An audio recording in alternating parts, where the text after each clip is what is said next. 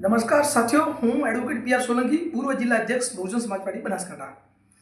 ડીસામાં જે સૌથી લાંબો પુલ આવેલો છે એના નીચે જે રોડ આવેલો છે, રોડમાં ખાડાખડિયા પડેલા છે અને જે હવે વરસાદ પડે ત્યારે પુલ પરથી પાણી જે પડે છે ને, તો રાહદારીઓ જે નીકળે છે, વાહનવાળાઓ નીકળે છે, એમને તકલીફ પડે છે અને જેના કારણે અકસ્માત થવાની સંભાવના રહેલી છે અને ખાડાના કારણે પણ અકસ્માત થવાની સંભાવના છે। તો એ બાબતે નવ જાગૃત નાગરિકો દ્વારા ડીસામાં નાયબ કલેક્ટર શ્રી ડીસા સમક્ષ CRPC 133 મુજબ ફરિયાદ દાખલ કરેલી હતી અને એ ફરિયાદ દાખલ કર્યા બાદ એનો હુકમ પણ થઈ ગયો છે, પરંતુ હજી સુધી હુકમની અમલવારી થઈ નથી। આજે પણ એ પરિસ્થિતિ છે, એના ખાડા ખડિયા તમે જોશો તો એ પરિસ્થિતિમાં છે, તો એના કારણે અકસ્માત થવાની સંભાવના રહેલી છે। તો હું માંગ કરું છું કે એ ખાડા ખડિયા પુરાય અને આ હુકમની અમલવારી થાય એવી અમારી માંગ છે।